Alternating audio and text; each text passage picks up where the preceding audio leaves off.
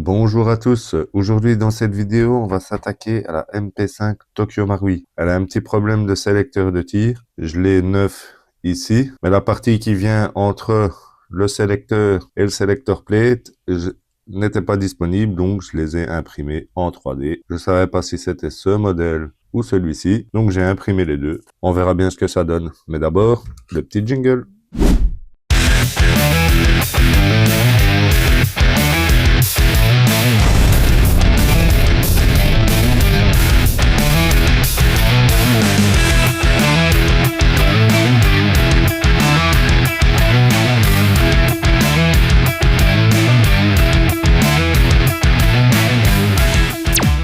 Alors on va faire comme tout pour toutes les autres vidéos. Là elle tire pas, donc on va la désosser complète.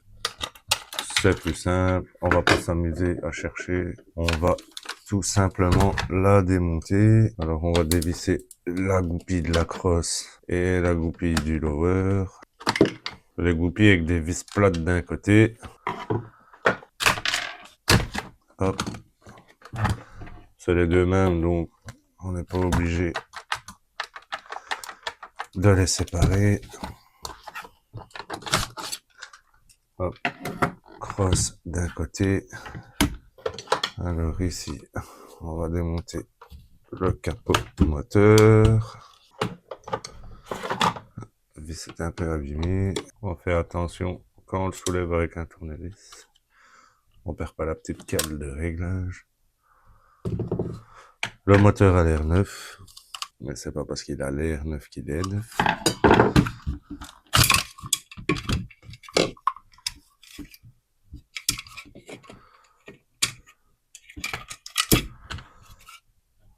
Voilà.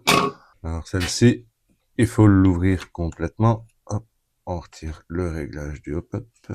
Si je dis pas de bêtises, longtemps que j'en ai pas démonté, il faut enlever cette vis. On fait attention parce qu'elles tiennent souvent avec des petits boulons, des petits écrous de l'autre côté. On les sépare, on les mélange pas.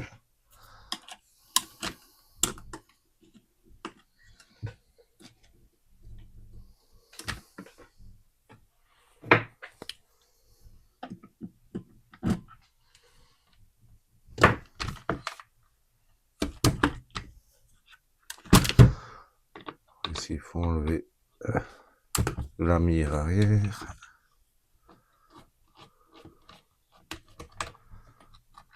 Hop.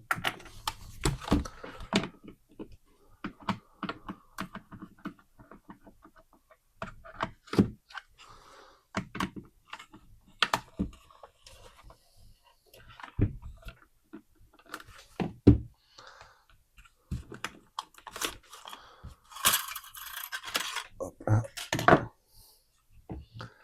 Normalement, il est censé avoir une vis ici qui n'est plus.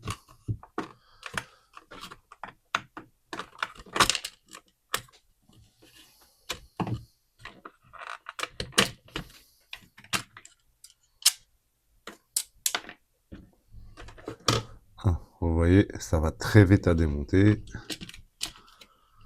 On déconnecte la fiche. Ici, on a deux petites vis pour enlever le bloc hop-up.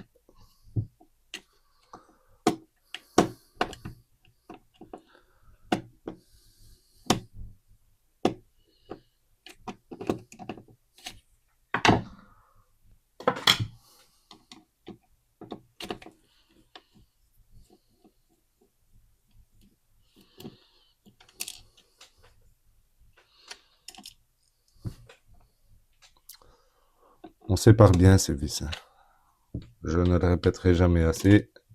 Ça évite de chercher.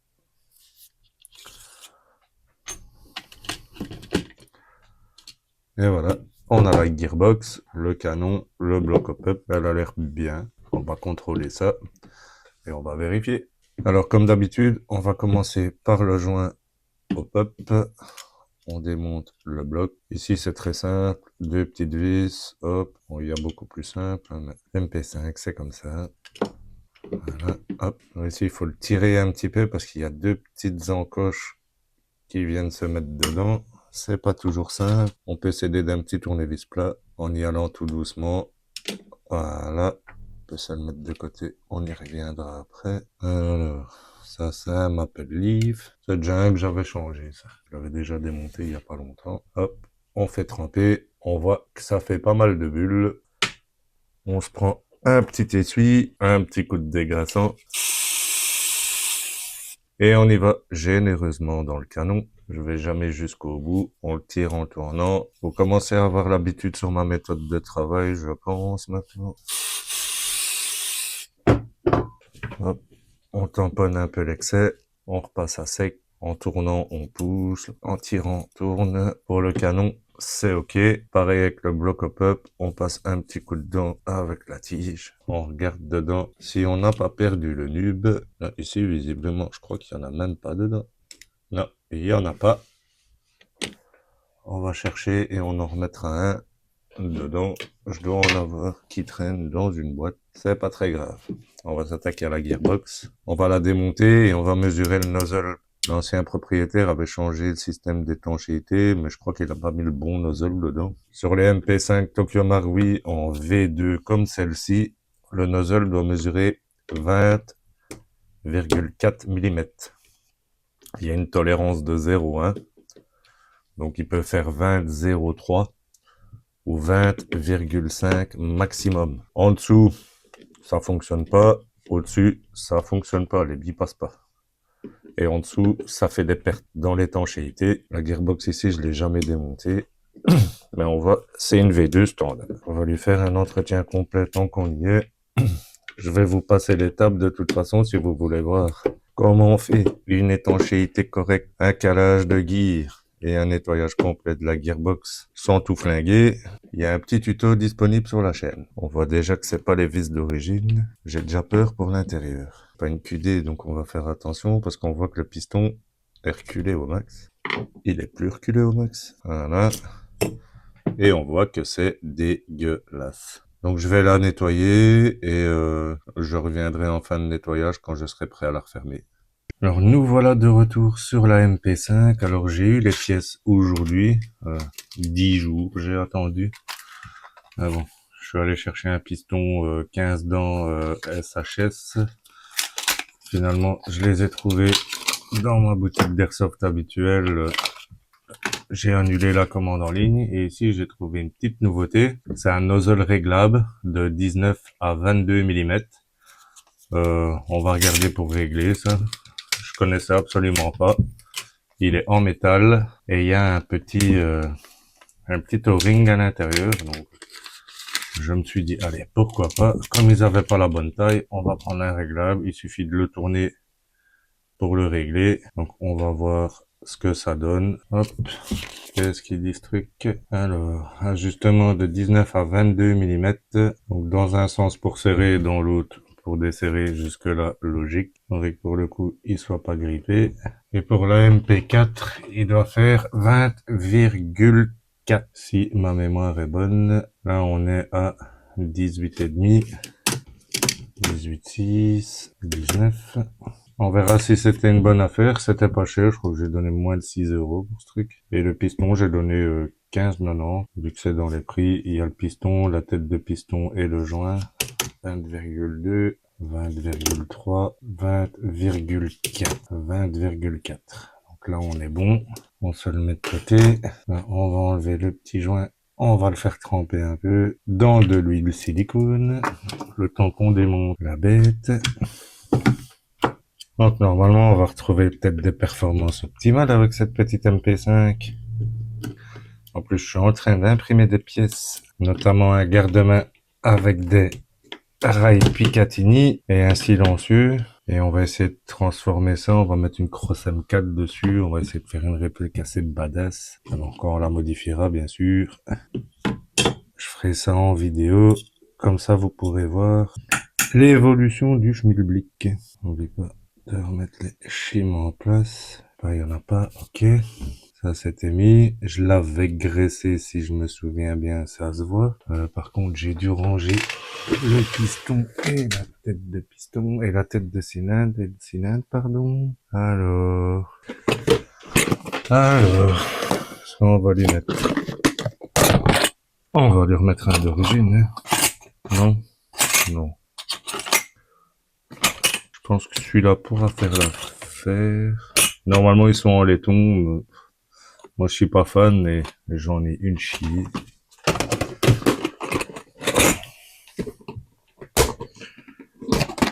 Alors, petite tête de piston ici dedans. On va lui mettre. Ok, parfait. Voilà, on a trouvé ce qu'on voulait dans la caverne d'Ali Baba. J'ai toujours cette fâcheuse tendance de garder les vieilles pièces et d'essayer de refaire des répliques pour pas un bal. Alors, il se clipse plutôt bien dedans. Voilà. Ça passe même bien. On va voir ce que ça donne. Ok. On va récupérer notre petit joint qui vient de faire une petite trempette et on peut voir qu'il s'est regonflé. Donc c'est très bien. On essuie l'excédent, on le remet et on fait un petit test à blanc. Hop. On va lui mettre un peu de graisse sur les dents du piston. C'est un standard, c'est SHS 15 dents. Je pense que j'en ai eu pour 20 balles pour le nozzle et le piston complet ici avec le joint, la tête de piston. Je pense que j'en ai eu pour 20 balles avec le nozzle. 17 € et quelque chose. Faudrait que je vérifie pour pas dire des bêtises. Mais que on est dans cette zone là, je pense. Que j'ai acheté d'autres trucs donc. Alors, paf. Hop, on les remet son petit ressort. On pousse le piston à fond toujours dedans et on regarde qu'il reste bien dans la gorge sur le dernier centimètre ici. Sinon, il a tendance à pivoter sur lui-même quand on insère le ressort et après, il saute de son axe et on a des problèmes. Donc ici, ça devrait aller, c'est bon. On va, hop, ressort. C'est pas un origine, c'est un 120 celui-ci, si je dis pas de bêtises. M100 dans une MP5, c'est un peu juste. On vérifie que tout est dans l'axe. Et j'allais faire une connerie. J'allais oublier de remettre la détente. Alors là, on aurait eu un petit problème. Peut-être même deux. Ici, j'ai fait une petite connerie. Ce truc-là, j'ai pas fait une connerie. Normalement, il se met dans ce sens-là. Mais ici, pour la faire, on va le retourner. Parce que sinon, il se cale dans le câble. Et ça va pas être bon s'il se cale dans le câble. Parce qu'alors, on n'a plus de sécu. Normalement, on fait pas ça, mais... Moi, je le fais. Et je crois qu'il est à l'envers sur pratiquement toutes mes répliques, d'ailleurs. Pourquoi ça se vise pas maintenant, ce truc? Chance que j'ai un stock de pièces de rechange. En espérant que j'ai le bon modèle. Ouais. Moi, je jette jamais rien. Ça sert toujours. Regardez là, comme quoi, là, je viens de casser cette pièce. Et pour le peu, j'étais bon pour aller au magasin en racheter. Contre la vis, elle est un petit peu trop juste à mon goût. Je vais en mettre une autre.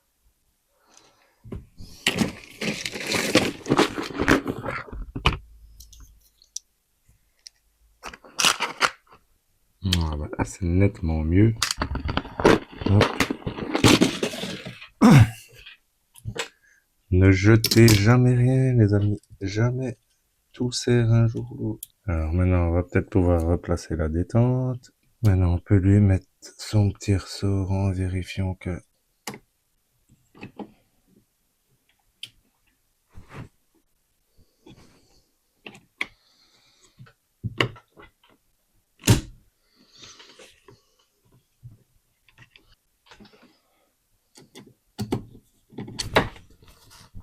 Ce qui est bien avec ce nozzle, je vois ça maintenant, c'est qu'on peut le régler même quand il est placé dessus. Donc, si jamais il a un chouïa trop long ou trop court, si ça misfit, on peut toujours le régler. Et ça, c'est pas mal, je trouve. Et pour 2 €, 3 €, je sais plus combien j'ai payé, ça, franchement, ça vaut la peine. Je connaissais pas, il m'a proposé ça. Je lui ai dit, allez, donne, je vais tester. Et si c'est de la merde, je lui ferai un mauvais retour. Bon, j'ai eu un petit souci avec le programme de montage, il m'a supprimé toutes mes vidéos, donc c'est très bien. Donc je repars plus ou moins de zéro où j'étais arrivé, j'ai dû redémonter la réplique pour refaire la vidéo. C'est parfait. Donc j'avais dit qu'on avait remplacé le nozzle par un nozzle réglable. J'avais dit 5-6 euros, mais en fait, j'ai regardé sur le ticket, j'ai plutôt donné 17,90 €. C'est pas donné, mais ça a l'air de bien faire le boulot. Donc, il n'y a plus qu'à, on va dire.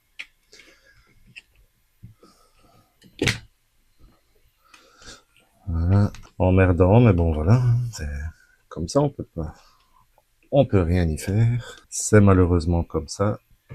Donc, on va remettre ça en espérant que les câbles vont pas trop faire chier. Ici, on va remettre ça comme ça, il sera déjà pris en sandwich. Ouais, donc sur la précédente vidéo, j'ai remarqué que le tappet plate, la précédente vidéo, celle que mon programme m'a gentiment effacée, j'ai remarqué que le selector plate était déglingué et il manquait le petit ressort. J'avais fait un essai de la gearbox à blanc et elle tirait qu'en full. Et je pense que j'ai légèrement insulté, légèrement, même pas, même un peu beaucoup, même insulté la réplique. Donc c'est peut-être pas plus mal que je refasse un rush complet. Voilà. Ah, oups, j'ai oublié la bague. En fait, il faut savoir que moi, je suis une espèce de poissard avec deux types de répliques. C'est les MP5 et les AK-47. Tout ce qui est AK, j'ai la poisse. Faut toujours qu'il y ait quelque chose qui n'aille pas avec ces répliques. Et là, ça commence à devenir fatigant avec ce type de répliques. En plus qu'elles sont toutes simples. Mais j'ai vraiment des gros soucis avec celle-là. Une fois que c'est réparé, normalement, on doit plus démonter. C'est ce qu'il faut se dire.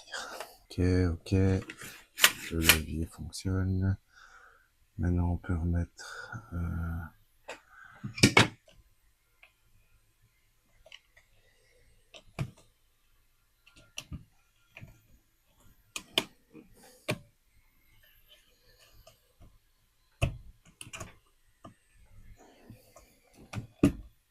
Voilà.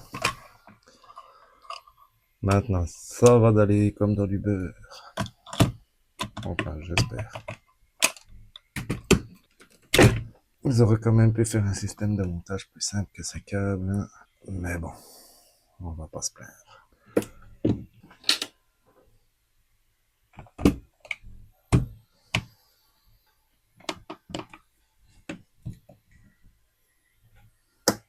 Ah, on arrive au bout.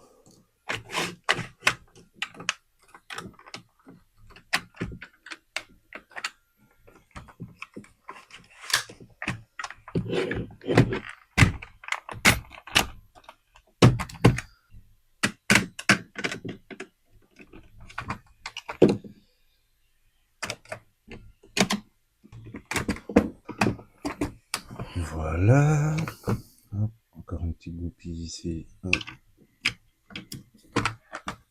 Voilà. Voilà, le sélecteur. Hop.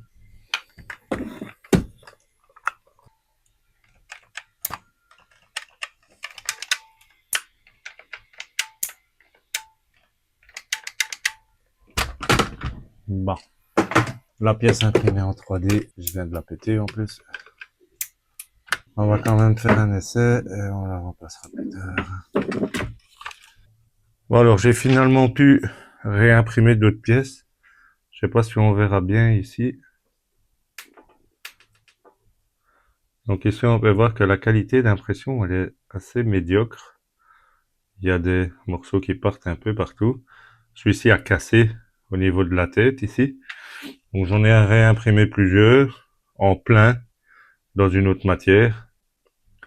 Ça c'est du PETG. C'est beaucoup plus solide que le PLA. Le PLA étant juste du plastique. Et maintenant elle tourne. Je vais faire tout de suite la petite review parce que je l'ai pas fait en début. Puis on fera un passage chronique. Et après, ben, on se retrouvera pour la petite conclusion. Hein.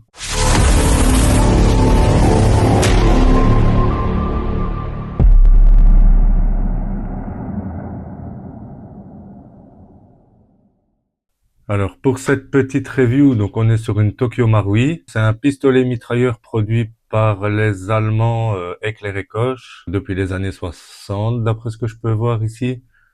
C'est surtout les services de police qui utilisent ce genre de fusil mitrailleur. En airsoft, il est surtout prisé en CQB. Il est équipé d'une crosse amovible. Quand on achète la réplique, il est livré comme ça avec un chargeur low cap de 50 billes seulement. Ici, c'est des high cap 300 billes avec une molette. C'est d'autres chargeurs déjà. Donc, on est sur du 6 mm, calibre des billes 6 mm. AEG, batterie mini 8,4, mais elle fonctionne très bien en LiPo 7.4 ou en NIMH 1600 mAh. On est sur des connectiques mini Tamiya. L'emplacement de la batterie ici est dans le garde-main. Le câblage est avance et il y a un mode sécurité semi et full auto. Annoncé à 0,68 joules, 270 fps. Moi, je viens de faire un petit test là vite fait pour savoir si ça allait. On dépasse un petit peu. Longueur 77 cm, poids 2 kg 150. Le canon interne fait 229 mm. Il n'y a pas de rail tactique intégré, ni Picatinny, ni rien d'autre. C'est un support viseur qui vient se mettre ici, spécial, donc c'est adapté à la réplique. On a un hop-up réglable, pas de blowback.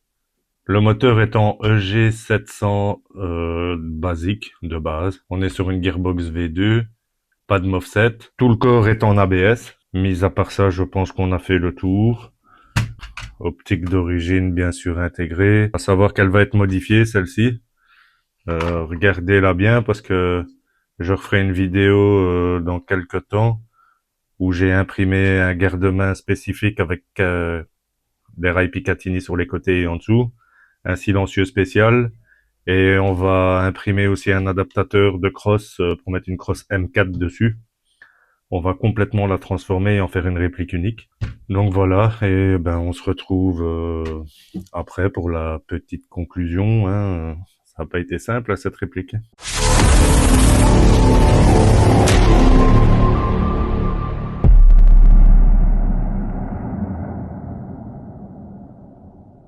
Alors voilà, on est sur le chronie, je l'ai fait en 0,20.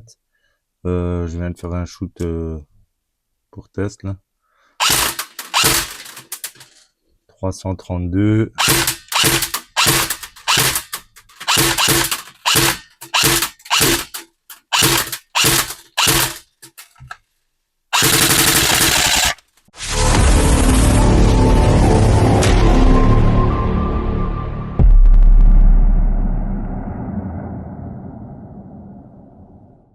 Bon, ben, conclusion, avec les pièces imprimées, ça fonctionne, mais c'est pas top, ça remplace pas les pièces achetées au magasin, clairement pas.